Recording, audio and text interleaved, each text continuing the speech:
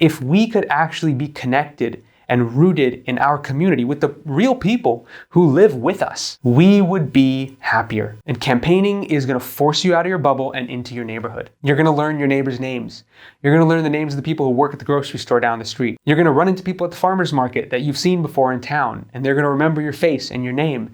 And you're going to disagree on things. And it's the beauty of a real community that is not a manufactured community, not manufactured by the social media algorithms, not manufactured by the spaces online we choose to put ourselves in. It's a real life community of people. These people are complex individuals with full lives and a wide spectrum of views on different issues. And there is nothing more important and nothing more valuable than being rooted in your community if you want to live happily and you want to be fulfilled in the place where you physically are.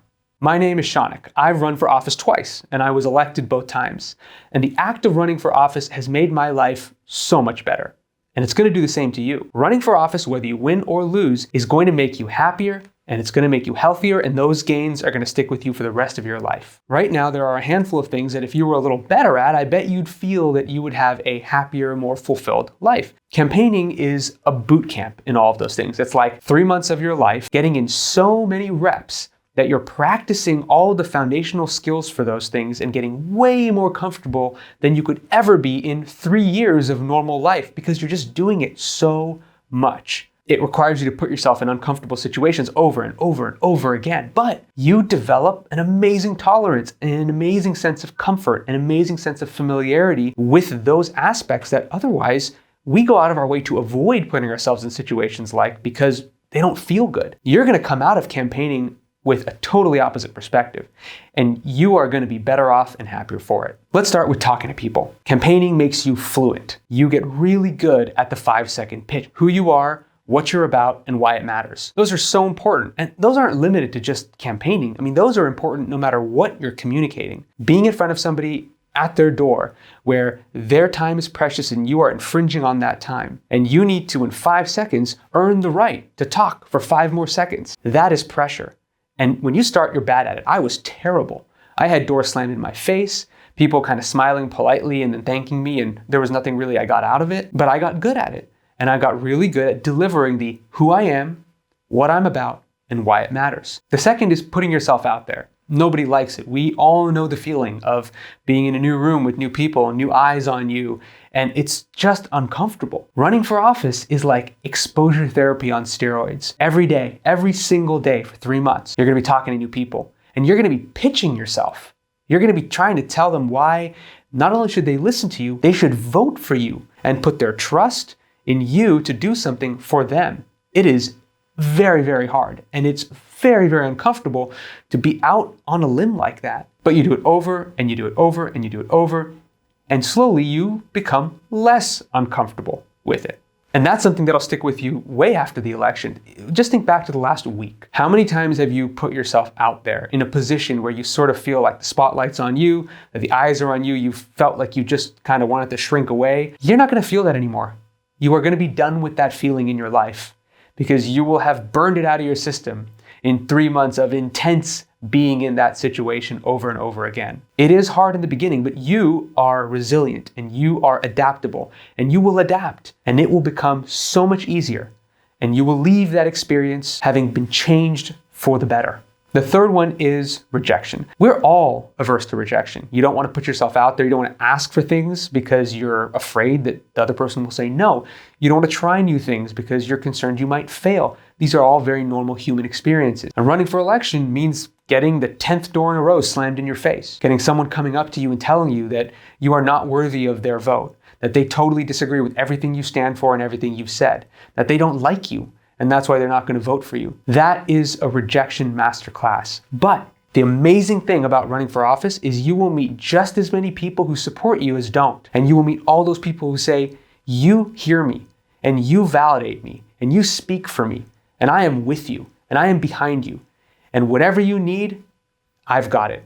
There is nothing that tempers the sting of rejection more than expanding your sample size. You know, when you are just rejected by one person, it sucks. It's your entire world. But when you're rejected by 10 people and you've got 10 other people in your corner, It's a very different perspective. And expand that out to hundreds and thousands and tens of thousands. And all of a sudden you begin to realize that the individual rejections don't actually mean that much because you've got all of this support over here. And you just get a better perspective of what the impact and meaning actually is of a single rejection. When you leave the election process and you're in your everyday life and you feel that kind of rejection, you realize that the rejection doesn't suck as much because it's just a single data point and there are so many others. And it's not the kind of thing where me just telling you about it is going to make your life better. You've got to go through the experience so you internalize that perspective, and internalizing that is what makes your life better. It's what allows you to go through the rest of your life dealing with rejection, knowing that, it's all right. It doesn't mean a whole lot. The fourth is community. Do you know your neighbors? Do you know your neighbors' neighbors? How many people on your street do you know? How many people in your building do you know? Can you go to any of them and say, I'm out of flour, can I borrow some? Even though we're so much more connected nowadays with social media and the internet, we are so isolated. And we are so isolated within our own bubbles that if we could actually be connected and rooted in our community with the real people who live with us in our homes, in our streets, in our neighborhoods, we would be happier. And campaigning is going to force you out of your bubble and into your neighborhood. You're going to learn your neighbors' names. You're going to learn the names of the people who work at the grocery store down the street. You're going to run into people at the farmer's market that you've seen before in town, and they're going to remember your face and your name.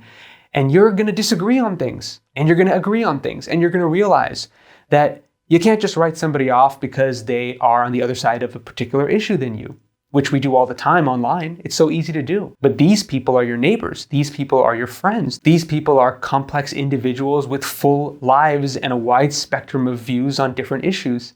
And on some of them, they're going to align with you, and on some of them, they're not. And it's the beauty of a real community that is not a manufactured community, not manufactured by the social media algorithms, not manufactured by the spaces online we choose to put ourselves in. It's a real life community of people. And there is nothing more important and nothing more valuable than being rooted in your community if you want to live happily and you want to be fulfilled in the place where you physically are. And the final thing is, it's just cool. I mean, it is so cool to see your name on that ballot, to feel like you are an active participant in our democracy, especially now when I know we all feel a relative sense of powerlessness in terms of our governments, whether they're local governments or whether they're our federal government, that being an active part in the democracy, being an agent for change, can be so empowering. And you will be an agent for change. Even if you're not elected, you will spend months out there sharing your opinions and your views and persuading people to see the world the way you see it, to trust in the way you see the world and these issues, and you will change minds. And you will start important discourse. And even if you don't win, you will have left your mark on the community and that issue forever. And that will change you. Also, it's really, really fun to get swag with your face or your name on it. See, this is my lawn sign from a couple years ago, and you can see that that's my bald head there. So why not do it? Are you too busy? You probably are. Do you hate politics? I don't blame you. You hate asking for money? Everybody does. You'll lose? You might. Do it anyway. Do it anyway. Pick a thing that you want to change, anything, and then find the government body that is the closest down to the ground that touches that issue or that thing in some way. Then find out which elected position is in charge of that government agency or body. And then run. Run on a platform of changing the thing that you want to change. Almost everybody starts off as a single issue candidate, and that's totally fine. And as you talk to more people in your campaign, your scope of issues expands, your perspective expands, your platform expands, and then soon enough, you are a fully fleshed out candidate with a panoply of issues to talk about. And if you don't want to do that, or you don't know which government agency or body is in charge of that thing that you're thinking about, drop the thing in the comments below and I will help you. I will find out which governing elected position runs or oversees that thing. And I will tell you to go run for it because it will make your life better. Okay, I hope to see you out on the campaign trail. I hope I get to vote for you, and I'll see you next time.